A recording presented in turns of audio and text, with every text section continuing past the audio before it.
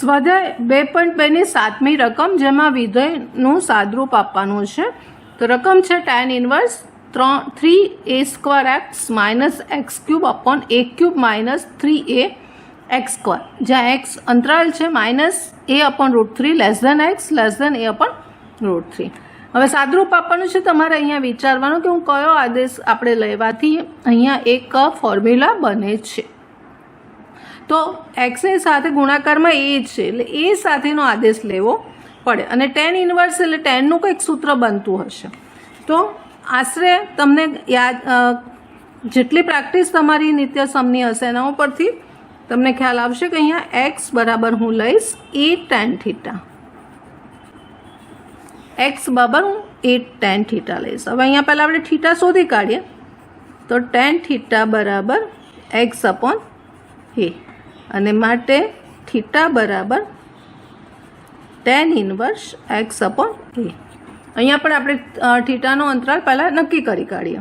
હવે અહીંયા જે છે x/a છે, એટલે આપણે આ એને અહીંથી કાઢીશું. એટલે બધાને હું a વડે ભાગું છું, એટલે બધાને a વડે ભાગતા અહીંયા વધશે -1/√3 x/a અને <1/√3 આવું વધશે.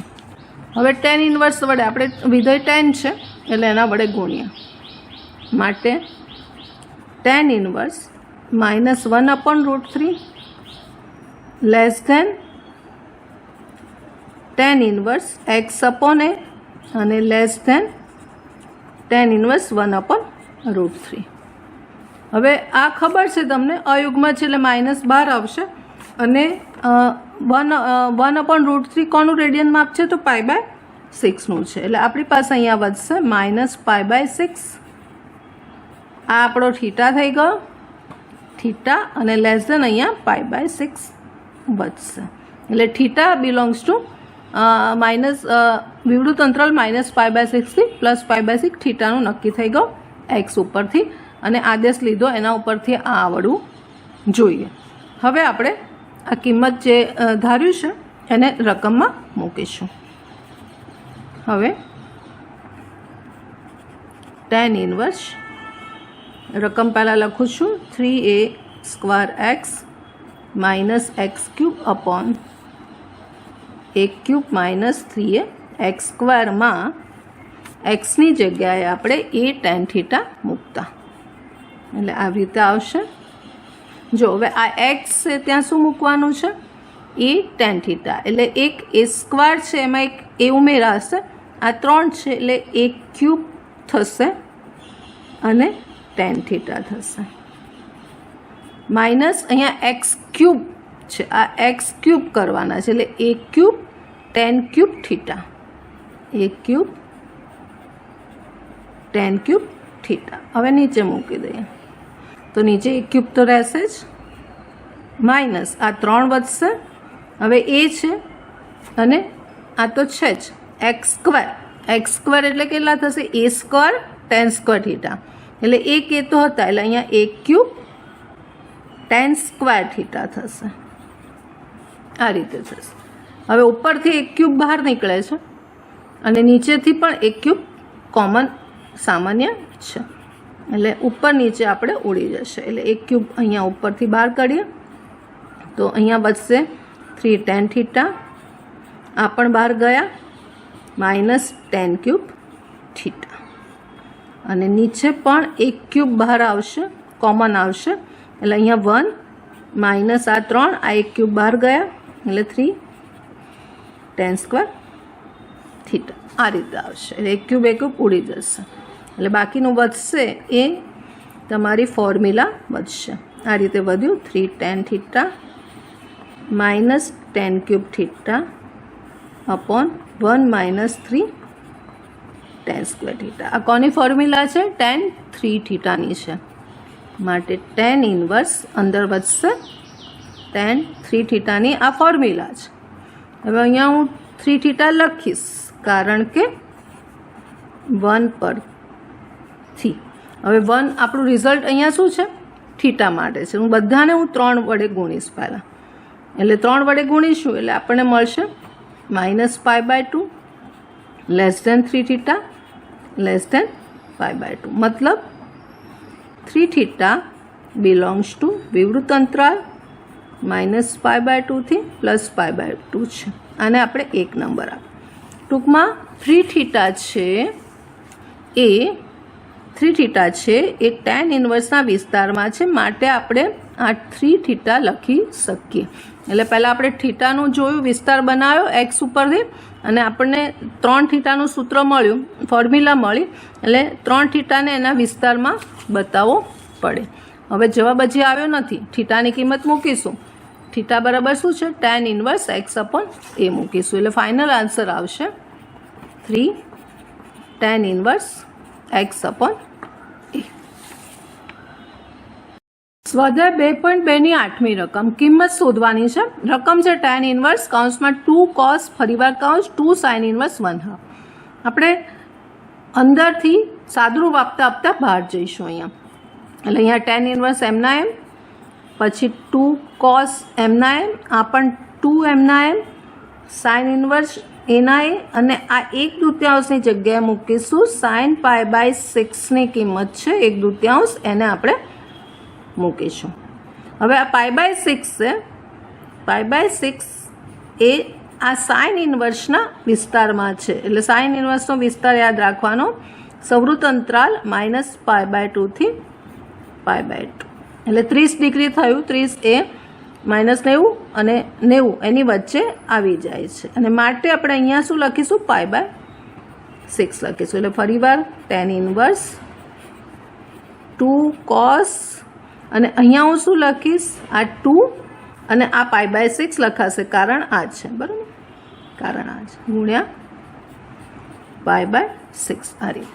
હવે સાદરૂપ આપીશું તો અહીંયા 3 આવશે, π/3 થઈ જશે, એટલે tan ઇન્વર્સ 2 cos π/3 થશે. હવે cos π/3ની કિંમત ખબર છે 1/2 છે, બરાબર, એટલે 2 ગુણ્યા 1/2, cos 60ની કિંમત 1/2, એટલે 2 ઉડી જશે, એટલે બચશે tan ઇન્વર્સ, અંદર ખાલી 1 બચશે. હવે 1ને આપણે 10માં લખવું છે તો tan π/4ની કિંમત છે, એટલે tan ઇન્વર્સ tan π/4 એટલે 1 છે. હવે ફરીવાર π/4 એ tan ઇન્વર્સના વિસ્તારમાં છે, એટલે કે વિવૃત અંતરાલ -π/2 થી π/2માં છે, અને માટે અહીંયા π/4 મૂકવાનું થશે, એટલે કે આન્સર આવશે તમારો, કિંમત શોધો તો π/4 આવશે. સ્વાધ્યાય 2.2ની 9મી રકમ. રકમ આ રીતે છે. tan 1/2 કૌંસની અંદર sin inverse 2x/1 + x² plus cos inverse 1 - y² અને 1 + y². અહીંયા x, અહીંયા y છે. Mod x less than 1, y greater than 0 અને xy ગુણાકાર લેસ ધેન 1 છે. અહીંયા આપણે સાદરૂપ કિંમત શોધવાની છે.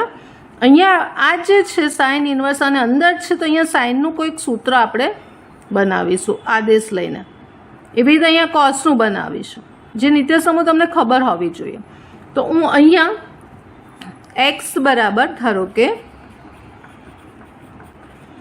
x બરાબર tan થીટા ધારું છું, માટે થીટા મને મળી જશે tan ઇન્વર્સ x, અને y બરાબર ધારું છું tan આલ્ફા, કારણ કે બંને અલગ ધારવું પડશે, માટે આલ્ફા મને મળી જશે tan ઇન્વર્સ y મળી જશે, આટલું મને મળશે. હવે આ કિંમતોને રકમમાં આપણે મૂકીએ છીએ તો શું થશે જુઓ. તો tan 1/2 અંદર મૂકીશું, સાઇન ઇન્વર્સ અને 2x છે, એટલે x જગ્યાએ tan થીટા, એટલે 2 tan theta upon 1 + tan² theta, આવું મળશે, પ્લસ cos ઇન્વર્સ, અને yની જગ્યાએ મૂકીશું tan આલ્ફા, એટલે અહીંયા 1 - tan² આલ્ફા અપોન નીચે આવશે 1 + tan² આલ્ફા, આ રીતે થશે. હવે તમને આ ફોર્મ્યુલા ખબર છે કે સાઇનનું 2 થીટાનું ટેનમાં સૂત્ર છે, એટલે અહીંયા શું લખાશે? સાઇન 2 થીટા લખાશે, અને આ ટેનમાં કોસનું 2 થીટાનું એટલે અહીંયા 2 આલ્ફાનું સૂત્ર છે, બરાબર. એટલે આપણને આવું મળશે tan 1/2, અહીંયા સાઇન ઇન્વર્સ અને સાઇન 2 થીટાનું ટેનમાં સૂત્ર પ્લસ કોસ ઇન્વર્સ, અહીંયા પણ કોસ 2 આલ્ફા આવશે. આ રીતે થશે. હવે અહીંયા સીધું જ આપણે લખવાનું છે, આ નીકળી જશે, ન્યુટ્રલ થઈને 2 થીટા લખાશે, અહીંયા 2 આલ્ફા લખાશે, એટલે tan 1/2, અહીંયા 2 થીટા અને અહીંયા આવશે 2 આલ્ફા. હવે 2 ને બહાર કાઢીશું એટલે ઉડી જશે, એટલે બાકી રહેશે tan થીટા વત્તા આલ્ફા રહેશે. હવે થીટાની કિંમત આપણને ખબર છે, થીટા એટલે શું છે? tan ઇન્વર્સ x, અને આલ્ફા એટલે tan ઇન્વર્સ y. અહીંયા મૂકી દઈએ, એટલે tan થીટાની જગ્યાએ મૂકીશું tan ઇન્વર્સ x, અને આલ્ફાની જગ્યાએ મૂકીશું tan ઇન્વર્સ y. હજી જવાબ નથી આવ્યો. હવે એક તમારે ફોર્મ્યુલા યાદ રાખવાની છે કે જ્યારે xy <1 હોય ત્યારે એક સૂત્ર યાદ રાખવાનું છે, tan ઇન્વર્સ x વત્તા tan ઇન્વર્સ y બરાબર tan ઇન્વર્સ કૌંસમાં x વત્તા y અને નીચે 1 - xy મૂકવાય. આ ફોર્મ્યુલા એક છે, ગુણધર્મ છે, એનો ઉપયોગ અહીંયા કરીશું. એટલે તમારે આને યાદ રાખવાનો છે, આ ગુણધર્મને ખાસ યાદ રાખવાનો છે. એટલે આપણી પાસે આવું છે ને, tan ઇન્વર્સ x છે પ્લસ tan ઇન્વર્સ y છે, તો આપણે આને મૂકીશું, એટલે આવું થશે. અહીંયા tan અને અંદર આપણને મળશે tan ઇન્વર્સ x વત્તા y અપોન 1 - xy. આ ગુણધર્મને ઉપરથી આપણે એને લખ્યું. અને હવે આ બે ન્યુટ્રલ થઈ જશે કે આ છે એ ટેનના વિસ્તારમાં આવશે, આ જે ખૂણો છે ને એ ટેનના વિસ્તારમાં આવશે, માટે આન્સર આવશે, કિંમત આપણે શોધવાની છે, એ આવશે x વત્તા y અપોન 1 - xy. આ આપણો આન્સર આવશે.